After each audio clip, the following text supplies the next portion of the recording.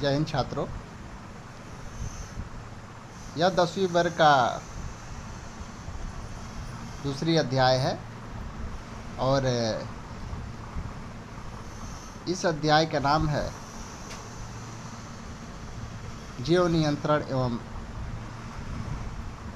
समन्वय।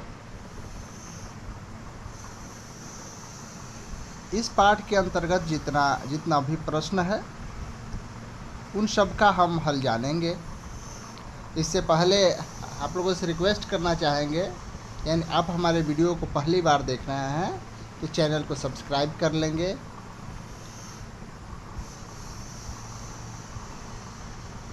और यदि आप पुराने सब्सक्राइबर हैं तो लाइक और कमेंट करना नहीं भूलेंगे। तो सीधे चलते हैं हम प्रश्नों पर। आपका प्रश्न इस प्रकार से है, ध्यान में रखेंगे। प्रतिवर्ती क्रिया तथा क्या टहलने के बीच में क्या अंतर है। तो प्रतिवर्ती क्रिया बिना हमारे सोचे समझे, ना हम सोच रहे हो ना समझ रहे हो, और जो बड़ी तेज़ी से होने वाली स्वयं प्रक्रिया होती है या अपने आप प्रक्रिया होती है। जबकि टहलना आपकी एक ऐच्छिक क्रिया है। जो टहलने का काम हम करते हैं तो इच्छाओं पर निर्भर करता है कि हम टहलेंगे कि नहीं टहलेंगे, तो यह ऐच्छिक क्रिया होता है। लेकिन प्रतिवर्ती क्रिया यह बिना सोचे समझे होने वाली क्रिया होती है। तो आप लोगों ने समझा कि जो टहलना है यह एक प्रकार की ऐच्छिक क्रिया है।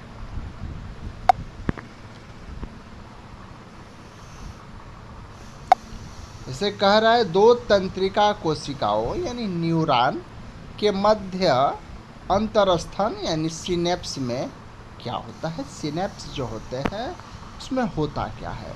तो दो तंत्रिका कोशिकाओं के मध्य ध्यान में रखेंगे, अंतर्गठन में विद्युत संकेतों द्वारा कुछ रसायन छोड़े जाते हैं। तो तंत्रिकाओं के मध्य में विद्युत संकेतों द्वारा कुछ रसायनों को छोड़ा जाता है। अगले प्रश्नों पर हम चलते हैं। क्योंकि यह प्रश्न जो है पाठ के अंदर के हैं, इसीलिए आप लोगों को समझाना जरूरी है और एग्जाम में भी इसको पूछता है और इसको 2011 में पूछा भी है। देख लीजिए, इसीलिए ये प्रश्न आप लोगों के लिए अनिवार्य है। कहता है कि मस्तिष्क का कौन सा भाग शरीर की स्थिति तथा संतुलन का अनुरक्षण करता है। तो मस्तिष्क का अनुमस्तिष्क भाग जो होता है, अनुमस्तिष्क भाग शरीर की स्थिति तथा संतुलन का अनुरक्षण का कार्य करता है। तो मस्तिष्क का अनुमस्तिष्क भाग यह शरीर की स्थिति तथा संतुलन का अनुरक्षण का कार्य ये करता है। अब हम एक अगरबत्ती की गंध का पता कैसे लगाते हैं। अगरबत्ती जब हम लोग जलाते हैं तो उसका जो सुगंध होता है हमारे नाखून तक आता है, तो वह कैसे होता है इसके बारे में हमें जानना है। तो हम एक अगरबत्ती की गंध का पता क्या होता है, प्रमस्तिष्क द्वारा नियंत्रित ज्ञानेंद्रियों पर स्थित गंधीय संवेदांगों द्वारा लगाते हैं। आप लोगों ने समझा? नहीं समझ में आया होगा तो कमेंट जरूर कर लीजिएगा, मैं पुनः समझा दूंगा। अगला प्रश्न करते हैं, प्रतिवर्ती क्रिया में मस्तिष्क की क्या भूमिका होती है। प्रतिवर्ती क्रिया बिना सोचे समझे होने वाली क्रिया है। अब इसकी जो भूमिका है वह मस्तिष्क में क्या होता है, इसी के बारे में हम जानेंगे। तो प्रतिवर्ती क्रिया किसी क्रिया के विपरीत तेजी गति से स्वयं होने वाली क्रिया होती है। इससे हमें कुछ सोचने समझने की आवश्यकता नहीं पड़ता, सोचने समझने की कोई इसमें आवश्यकता नहीं पड़ती है। और प्रतिवर्ती क्रिया में मस्तिष्क की कोई प्रत्यक्ष भूमिका नहीं होती। जो प्रतिवर्ती क्रिया होती है उसमें मस्तिष्क का कोई प्रत्यक्ष रूप से भूमिका ही नहीं होता है। एक क्रियाएं मेरु रज्जु द्वारा नियंत्रित होती है तथा इसके बाद सूचनाएं मस्तिष्क को भेजी जाती है। अगले प्रश्नों पर हम रुक करते हैं और जानने का प्रयास करते हैं, यानी पादप हार्मोन क्या है। तो पादप हार्मोन के बारे में जानेंगे, यानी बहुत से रसायन जो होते हैं पौधों के वृद्धि में सहायता प्रदान करते हैं। ये रसायन हार्मोन कहलाते हैं। इन्हें फाइटो हार्मोन भी कहते हैं। उदाहरण के लिए ऑक्सिन, जिबरेलिन, साइटोकाइनिन आदि जो होते हैं यह पादप हार्मोन होते हैं।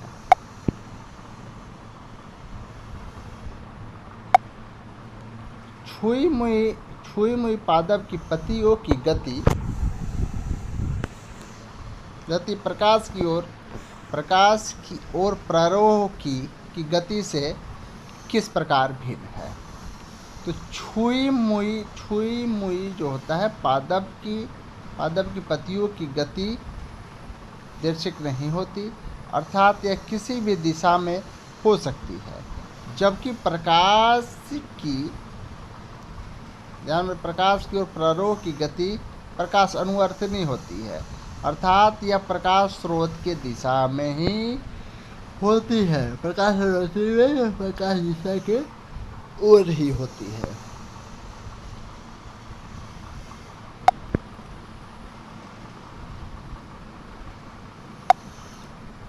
एक पादप हार्मोन का उदाहरण दीजिए जो वृद्धि को बढ़ाता है। तो ऑक्सिन हार्मोन पादप की वृद्धि को बढ़ाता है। ऑक्सिन हार्मोन पादप की वृद्धि को बढ़ाता है। किसी सहारे के चारों ओर एक प्रतान की वृद्धि में ऑक्सिन किस प्रकार सहायक है। कहा जाता है प्रतान छूने के प्रति संवेदी होते हैं, अर्थात इस सहारे से छूते हैं तो ऑक्सिन हार्मोन इन्हें सहारे से दूसरी दिशा में वृद्धि करने में प्रेरित करते हैं।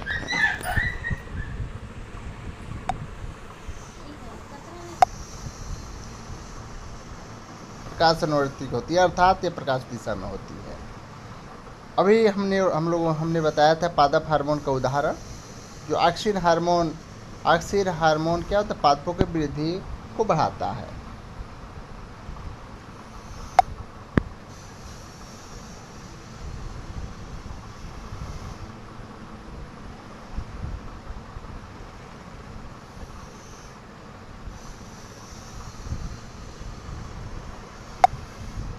जल अनुवर्तन दर्शाने के लिए एक प्रयोग की अभिकल्पना कीजिए। जल अनुवर्तन को हमें दर्शाना है तो इसके लिए अनेक चरण हम ले सकते हैं। प्रमुख चरणों को हम ले सकते हैं जो निम्नलिखित होगी। सबसे पहले एक जो है बीकर ले लीजिएगा और बीकर में थोड़ी सी मिट्टी डाल लीजिए। मान लीजिए बीकर हमने ले लिया, हमने एक बीकर ले लिया और इस बीकर में मिट्टी डाल देना है आपको। मिट्टी हमने क्या कर दिया, डाल दिया और इस मिट्टी को एक जो है प्लास्टिक शीट का प्रयोग करते हुए बीच के 2 भागों में बांट देंगे और इसको हम 2 भागों में बांट देंगे प्लास्टिक के सहारे और आधे भाग में मिट्टी डाल देंगे। इसके आधे वाले भाग में, यह मान लीजिए हमने इसको बांट दिया, इसके आधे भाग में मिट्टी डाल देंगे और आधे भाग में हम पानी डाल दें। आधे भाग में हम पानी डाल देंगे। अब जो है मिट्टी में कुछ बीज डालेंगे। मिट्टी वाला जो भाग है ये मान लीजिए मिट्टी वाला भाग है, कुछ अब बीज डाल देते हैं। इसमें बीज डाल देंगे और कुछ दिन बाद पौधे निकलने प्रारंभ हो जाएंगे। तो नम मृदा हम देखते हैं कि पौधों की जड़ें जो है नम होती है। यहाँ पे आप इस आकृति के द्वारा आप समझ सकते हैं। सबसे पहले बीकर हमने लिया है और इसको 2 भागों में बांट दिया गया है। एक भाग में जो है क्या रहेगा न मृदा रहेगा, कुछ जो पानी है उसमें थोड़ी सी मिट्टी रहेगी और एक भाग में सूखी मृदा रहेगी और इसमें हम का प्लास्टिक का शीट लगा देते हैं। तो यह जो है जल अनुवर्तन को दर्शाने के लिए एक प्रयोग था। अगले प्रयोग में हम चलते हैं। जंतुओं में रासायनिक समन्वय कैसे होता है? तो जंतुओं में रासायनिक समन्वय जो है अंतःस्रावी ग्रंथियों द्वारा स्रावित हार्मोन के द्वारा होता है। यहाँ पे अब जानने का प्रयास करेंगे कि आयोडीन युक्त नमक के उपयोग की सलाह क्यों दी जाती है। मान लिया किसी को घेगर हो गया या घेगर नहीं भी होता है, तो आयोडीन की सलाह हम क्यों देते हैं, आप इसके बारे में जानेंगे। आयोडीन युक्त नमक के उपयोग की सलाह इसलिए दी जाती है क्योंकि इसमें आयोडीन होता है जो थायराइड ग्रंथि द्वारा थायरॉक्सिन हार्मोन का निर्माण करता है और यह आवश्यक होता है। थायरॉक्सिन हार्मोन कार्बोहाइड्रेट, प्रोटीन तथा वसा का अपचयन उपापचयन करता है और इसकी कमी से घेघा रोग हो जाता है। जब एड्रेनलिन जो है रुधिर में स्रावित होता है, रक्त में जब यह स्रावित होता है एड्रेनलिन, तो हमारे शरीर में क्या अनुक्रिया होती है। तो मान लिया एड्रेनलिन हमारे रुधिर में स्रावित हो, तो हमारे शरीर के अंदर जो क्या प्रक्रिया होगी इसके बारे में जानना है। जब एड्रेनलिन रुधिर में स्रावित होता है तो हमारा हृदय मांसपेशियों को अधिक O2 की पूर्ति करने हेतु तेज़ी से धड़कने लगता है, यानी ऑक्सीजन की पूर्ति करने के लिए तेज़ी से धड़कने लगता है। पाचन तंत्र तथा क्या त्वचा को जाने वाले रुधिर की मात्रा कम हो जाती है और श्वसन दर बढ़ जाती है और ये सभी अनुक्रियाएं एक साथ मिलकर जंतु शरीर को स्थिति से निपटने के लिए तैयार कर देता है। क्लियर है आप लोग? चलिए अगले प्रश्नों पे हम चलते हैं। मधुमेह के कुछ रोगियों की चिकित्सा इंसुलिन या इंजेक्शन देकर क्यों की जाती है? तो मधुमेह आपको अगर हो गया है, जैसे मान लीजिए इसको शुगर रोग भी हम लोग कहते हैं, यानी मधुमेह के रोगियों की चिकित्सा इंसुलिन का इंजेक्शन देकर इसलिए की जाती है क्योंकि यह प्रमुख हार्मोन है जिसका निर्माण अग्नाशय में होता है और यह हार्मोन रुधिर में शर्करा स्तर को नियंत्रित करने में सहायता करता है। यदि इंसुलिन का स्रावण हमारे शरीर में उचित मात्रा में नहीं होगा तो हमारे रुधिर में शर्करा का स्तर बढ़ जाएगा और जिसके कारण से अभिन्न रोग बढ़ने लगेंगे। जब हमारे शरीर में इंसुलिन ही यानी अग्नाशय में अगर मान लीजिए इंसुलिन के निर्माण ना हो या हार्मोन रुधिर में शर्करा स्तर को नियंत्रित करने का काम करता है, यदि हमारा शरीर इंसुलिन ही स्रावित ना करे तो हमारे शरीर में शर्करा बढ़ हो जाएगा जिससे अभिन्न रोग हो जाएगा। तो मान लीजिए आपको मधुमेह रोग है, अगर आपको जो कट भी जाए तो जल्द से वो आपका घाव ठीक नहीं होगा। अब देख लीजिए, कुछ ऑब्जेक्टिव प्रश्न जानेंगे फिर उसके बाद सब्जेक्टिव भी जानेंगे। निम्नलिखित में से कौन सा पादप हार्मोन है? तो साइटोकाइनेन आपका एक पादप हार्मोन है।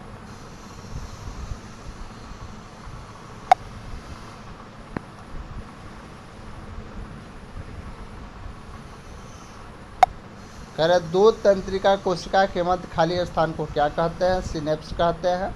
अभी ऊपर हमने बताया था।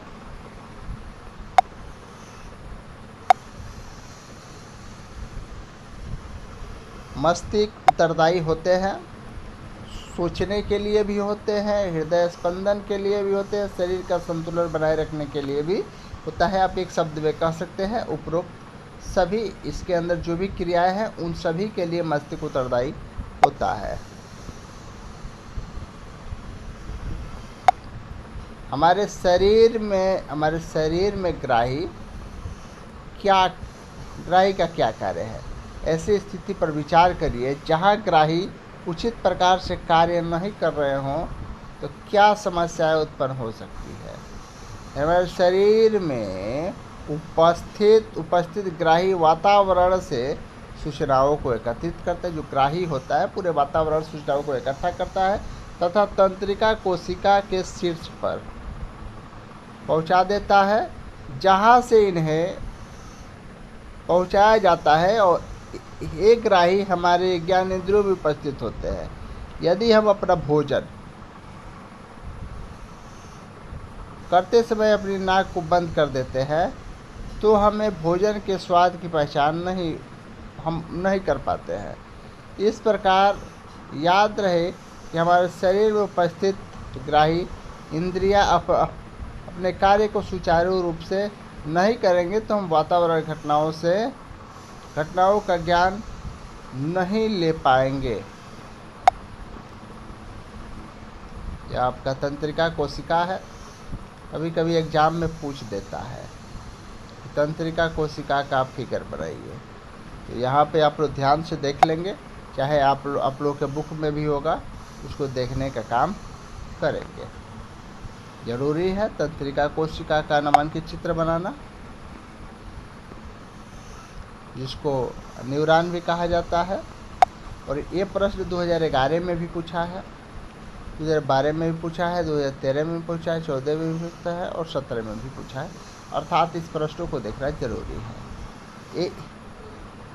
एक तंत्रिका कोशिका न्यूरॉन की वृक्ष का संरचना बनाना है तथा इसके कार्यों के तंत्रीय अक्ष जो है वर्णन करना है।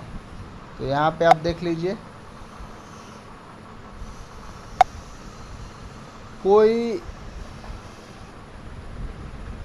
कोई भी सूचना तंत्रिका कोशिका के माइलिन आच्छादित द्विमात्रिक घेरे द्वारा उपार्जित की जाती है और एक रासायनिक क्रिया द्वारा यह विद्युत आवेग पैदा करती है। और यह आवेग जो है दुमिका की कोशिका तक जाता है, तब तंत्रिका कक्ष में इसके अंतिम सिरे तक पहुंच जाता है एवं एक्सान के अंत में विद्युत आवेग कर कुछ रसायनों का विमोचन करता है। ये रसायन रिक्त स्थान या सिनेप्स को पार करते हैं तथा अगला तंत्रिका कोशिका की दुमिका में इसी तरह का विद्युत आवेग आरंभ करते हैं। यदि हमारे शरीर में तंत्रिका आवेग युग्मानुबंध की मात्रा समान योजना में है तो तंत्रिका कोशिका जो है वृच्चाकांता प्रमुख कार्य करेंगे। जानना है पादप में प्रकाश अनुवर्तन जो किस प्रकार सहायक होते हैं। तो प्रकाश अनुवर्तन पादपों द्वारा प्रकाश के प्रति की जाने वाली अनुक्रिया है। यदि किसी विशेष दिशा में आता हुआ प्रकाश किसी पादप पर पड़ता है तो पादप का प्ररोह प्रकाश की ओर तथा प्रकाश के स्रोत की विपरीत दिशा में मुड़ जाती है। इसलिए प्ररोह को हम धनात्मक प्रकाश अनुवर्तनी तथा जड़ को ऋणात्मक प्रकाश अनुवर्तनी कहते हैं।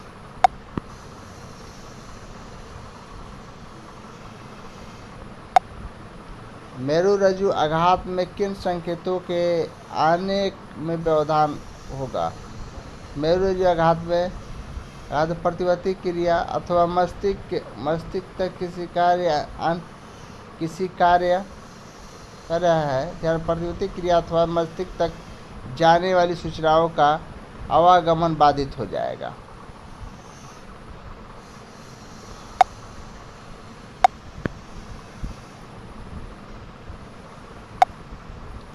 पादप में रासायनिक समन्वय किस प्रकार होता है। तो पादपों में जंतुओं के समान तंत्रिका तंत्र नहीं होता है तथापि वे बाह्य उत्पन्नों के प्रति अनुक्रिया तथा वृद्धि जैसे मुड़ना, घूमना, चक्रधार होना आदि दर्शाते हैं। उनकी वृद्धि तथा विकास बाह्य कारकों एवं उत्पादकों द्वारा निर्मित कुछ विशेष जिन्हें पादप हार्मोन कहते हैं के द्वारा नियंत्रित होता है। ये ही पादप हार्मोन पादप कोशिकाओं एवं ऊतकों में समन्वय स्थापित करते हैं।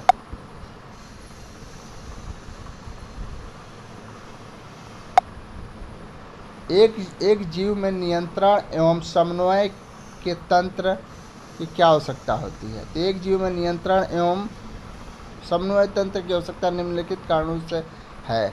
बाह्य उद्दीपनों के प्रति अनुक्रिया हेतु, जीव की उचित वृद्धि एवं विकास हेतु, जीवित रहने हेतु, तंत्रिका तंत्र के उपचार हेतु, जीव और वातावरण के मध्य अनुक्रिया हेतु।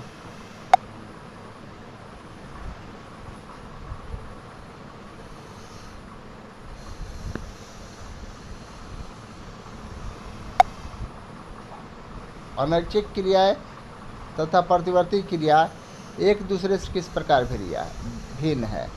प्रतिवर्ती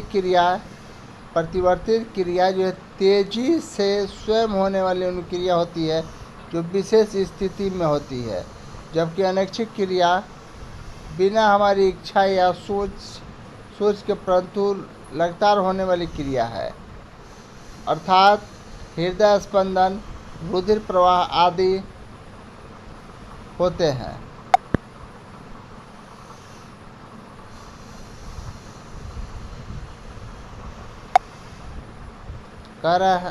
जंतुओं में नियंत्रण एवं समन्वय के लिए तंत्रिका तथा हार्मोन के क्रिया विधि की तुलना तथा व्यक्तिपरक कीजिए।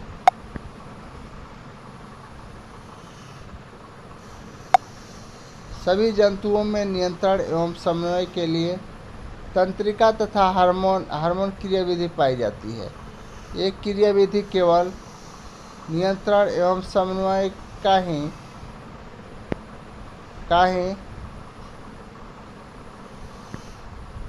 कार्य नहीं करती, बाह्य उद्दीपनों के प्रति अनुक्रिया भी करती है। यह तंत्रिका तंत्र कार्य बड़ी तीव्रता के साथ किया जाता है, परंतु इसके हार्मोन क्रिया विधि में पाए जाने वाली धीमी गति से होता है। हाँ, उपयुक्त है। ये दोनों ही शरीर के विभिन्न कार्यों को नियंत्रित एवं समन्वय करती है। ये दोनों ही शरीर तथा बाह्य वातावरण से संबंध स्थापित करती है।